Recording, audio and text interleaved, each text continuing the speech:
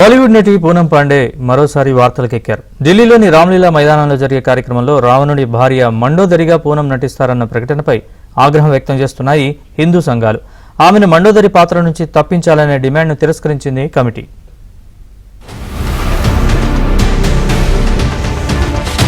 పూనం పాండే నిత్యం సంచలనాలు సృష్టించే నటి. 2011లో భారత్ వన్డే ప్రపంచ కప్ గెలిస్తే నగ్నంగా కనిపిస్తానంటూ హల్చల్ చేసింది. అలాగే 2024లో గర్భాశయ క్యాన్సర్ కారణంగా మరణించినట్లు తప్పుడు ప్రకటన చేసింది. తర్వాత అది వ్యాధిపై అవగాహన పెంచడానికి ఆ విధమైన ప్రకటన చేసినట్టు వెల్లడించింది. దీనిపై సర్వత్రా ఆగ్రహం వ్యక్తమైంది. పూనం పాండే ఢిల్లీలో జరిగే వార్షిక రామ్లీలా కార్యక్రమంలో రావణుడి భార్యగా నటించనున్నట్లు ప్రకటించిన తర్వాత ఆర్ఎస్ఎస్ అనుబంధ విహెచ్పి ఆగ్రహం వ్యక్తం చేసింది. ఈ కార్యక్రమం యునెస్కో గుర్తింపు కూడా పొందింది. ఈ ఏడాది 10 రోజుల పాటు జరిగే రామ్లీలా కార్యక్రమంలో రావణుడి పాత్రకు నటుడు ఆర్య బబ్బర్ ఎంపికయ్యారు. కానీ పూనం పాండే మండోదరి పాత్ర పోషించడంపై విహెచ్పి అభ్యంతరం వ్యక్తం చేస్తోంది.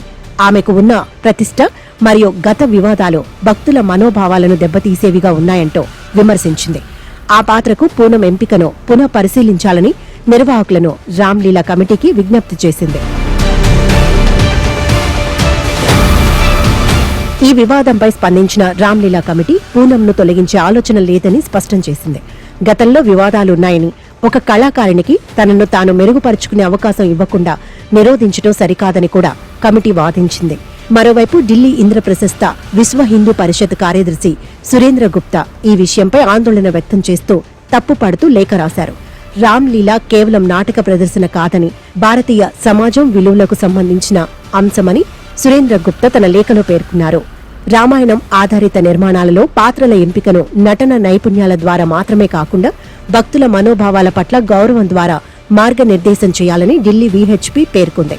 పూనం పాండేకు ఉన్న గత వివాదాల కారణంగా భక్తుల్లో ఆగ్రహం పెరగకుండా ఆమెను తప్పించాలని విహెచ్పి డిమాండ్ చేసింది. అయితే సమాజంలో పురుషులకు రెండవ అవకాశం ఇచ్చేందుకు సిద్ధంగా ఉన్నట్టే మహిళలకు కూడా అదే సూత్రం వర్తిస్తుందని లవ్ కుష్ రామ్లీలా కమిటీ స్పష్టం చేసింది. ఈ వివాదంలో పరిణామాలు ఏ విధంగా ఉంటాయో వేచి చూడాల్సిందే.